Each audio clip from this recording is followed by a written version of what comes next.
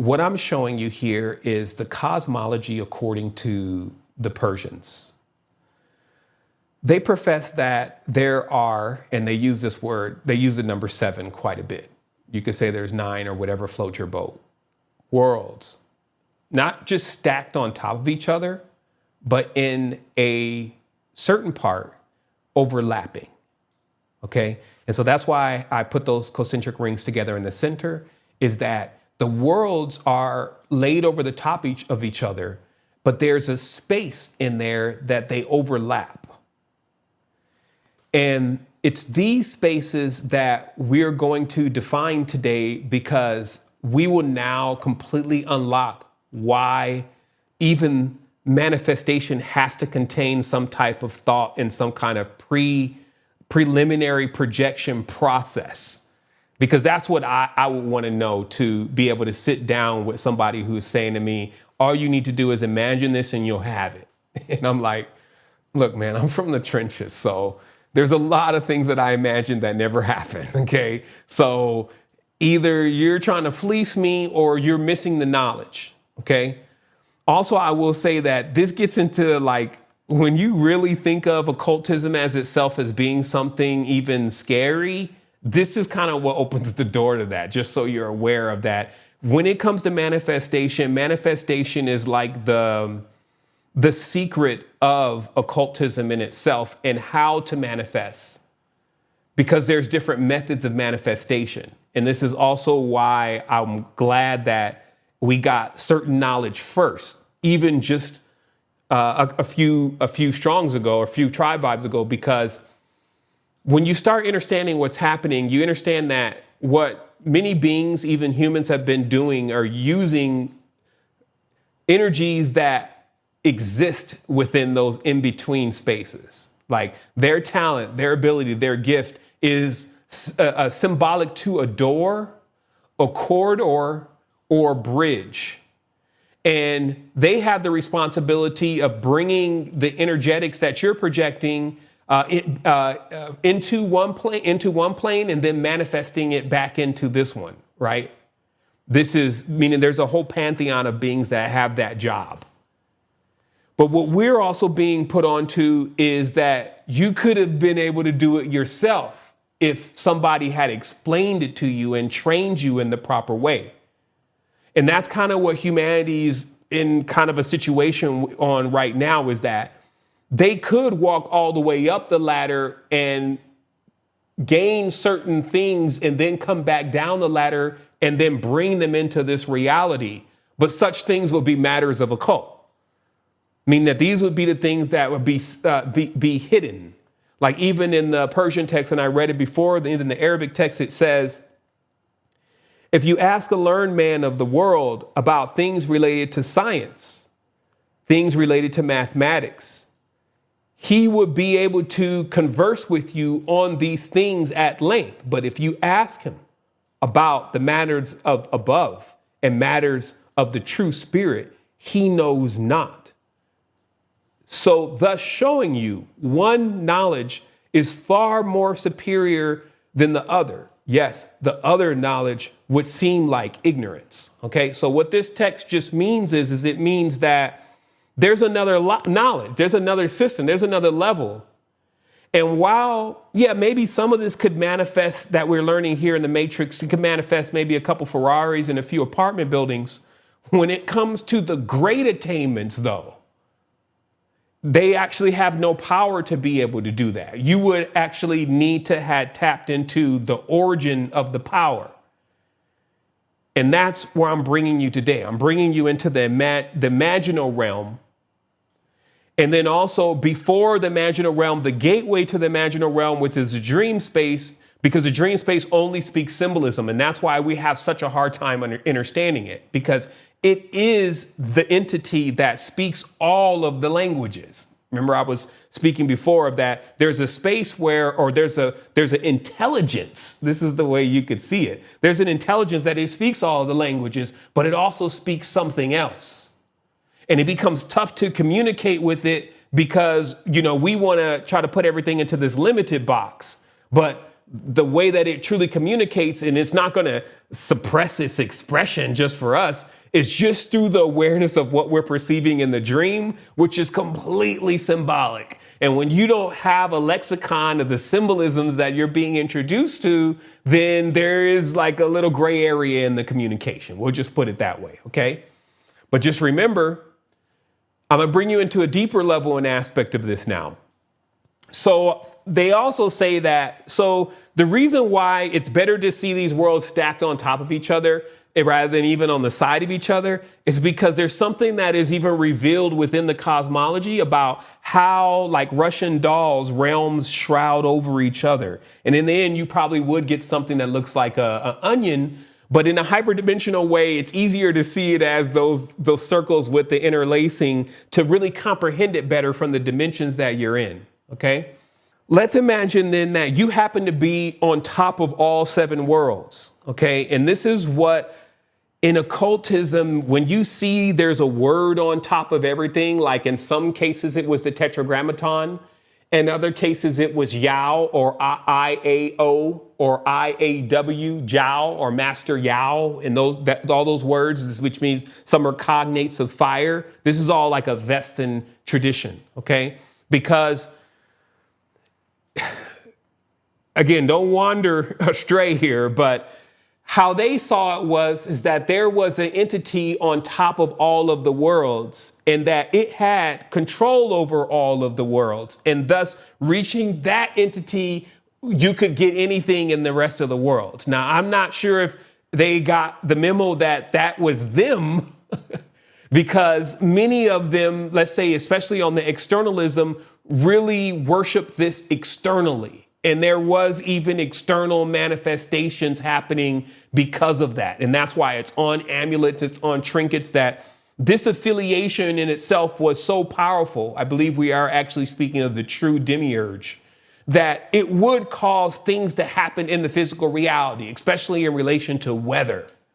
Right. And I think that that's where a lot of the weather and the storm gods really got their reputation from, is that you're still dealing with an element that they're made of. So in that, it's easy for them to control storms and weather and rain and water and different kind of things because of the elementals that they're made of. But we'll desist here for a moment and just bring that awareness. Like, let's just imagine then that you're in the middle. OK, let's get our chart here again. OK, and let's just assume that in our interlacing circles that we're in the middle, and that's Earth for all intents and purposes here. So now we have to admit then that there's at least one space above us. OK, and the Persian said that's a space of light that there's basically, well, actually, excuse me, there's the in between. And then there's the space above us. That's what we would have to admit to, that there's an in-between and then there's another space above us. And in their cosmology, they mentioned that the space above us was pure light, and the beings that lived there were light. And this is why they came to be known as the angels. And because they were above us, in that way, they could control us. No differently than in the realm below us, because if we were to just admit that there could be one more realm below us, there would be the intermediary space, and then there would be completely below. Okay, now I want to bring this to you because this will make clear sense to you.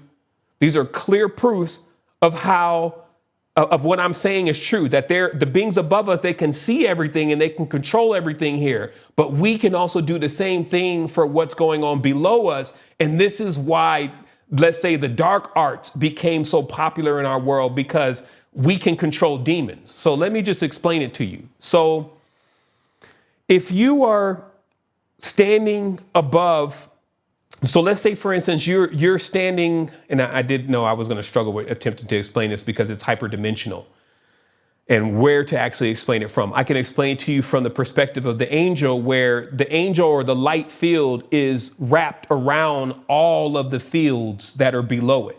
So in that way, it not only can see, perceive, and manipulate and feel everything inside of that, and that is its stance. Then when you go one level down, you have now the human. Or what you're calling the human. But the human, that's why they were saying, hey, that I said that they would become like greater than angels. Because the human first, though, in baby stage, when you arrive on the plane and you look down, you can see into the grass, obviously. You can see the insects. But what we often miss is the animals. But when you study these ancient traditions, they say and map directly that the animals are the demons, quote unquote. Because all of those energies of that level of complexity have physical bodies, just like we have physical bodies, but we can master over them. So the world of daemons, if you may, is the first animal kingdom, if you may, with certain larger animals, the elephant, the orangutan, the dogs, etc. And all those are quote unquote daemons, and we master over them. Also, we master over all the realities below us, and we can see them. Because if you had an active third eye, which one of the only things that prevents human beings from having a third eye is the sun. So that's kind of an interesting juxtaposition in itself. It probably would take deep levels of pondering to kind of realize what is that about, right? But just so you know, you don't use your third eye because there's a sun. And the sun is so strong that it even pierced through the wood. It pierced through caves. And over time, your third eye, because it's like you would be woke all the time, literally. Let me get some water here. With your third eye open, because the sun is so powerful, it's the brain of the universe.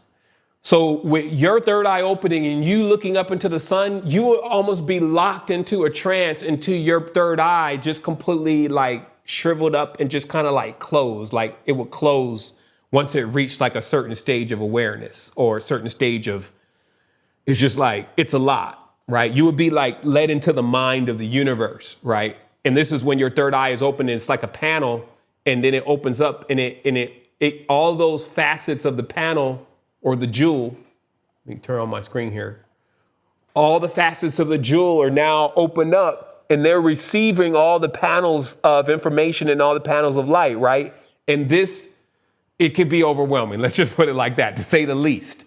So, but when the sun, it's generally like this thing where when your third eye is open and you see the sun, you're more of like, you're trying to shield your third eye because you really understand now you're damaging it. In fact, you feel like that just sitting in the sun, you feel it burning and doing things to even your skin. Now, I'm not here to tell you today that the sun is evil. Like I told you, the sun has different phases, but you got to understand what that really is and just its power on different levels. And too much of it makes us like, oh, yo, that's too much. And we shut down certain faculties. And I believe that also translates over into cultures that are like so enamored by the sun god that they can easily be led astray by a false light, a light that's not necessarily them because they're perceiving it externally and then they're wandering after it externally. OK, so let's just say the third eye closes completely and then opens generally a little in the states of dreaming, right? Because most of the time when you go to sleep, you're in darkness. And, you know, if you can even cover your eyes up more, you know, sleeping mask, you'll find yourself being able to dream recall better. All the things about the spiritual, your internal spiritual plane are enhanced when being removed from the sun for prolonged periods, right? Like maybe not things about your external, because look at the trees. The trees are all like, hey, let me get some of that energy. But again, it's like understanding the differences between these realities and as an element, what can strengthen you in certain aspects, and then in another scenario, it can weaken you. OK, so in this way, the vision, because now the sun is doing the seeing for everybody in that way. So the sun comes out, you can now penetrate darkness. Versus as a side note, the world of the world, let's say even below us, there isn't like, the world between the dream world, there isn't a sun in that way. There's a light, but there's not a sun. And even when it's nighttime, the nighttime is not able to obscure anything or make it so that you can't see anything. And in that way, it's like a different type of light.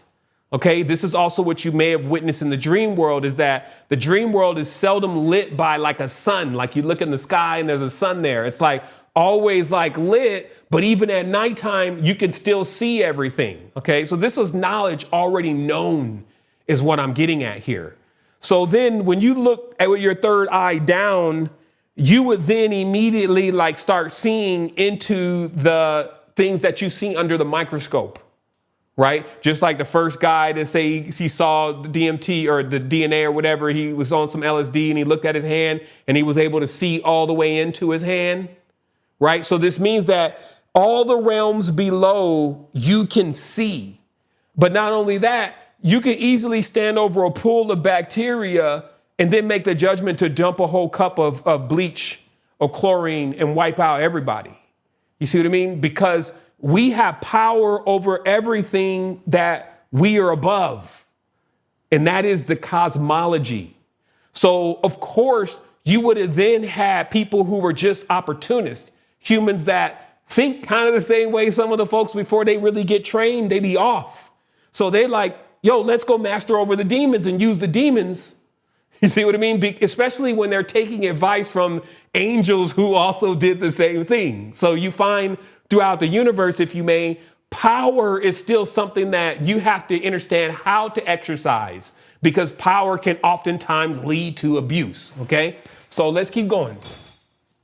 So the keys to these realities is obviously what I'm giving you the term the imaginal realm. OK, so it's not a new word. All the words that I'm going to give you today are not new words.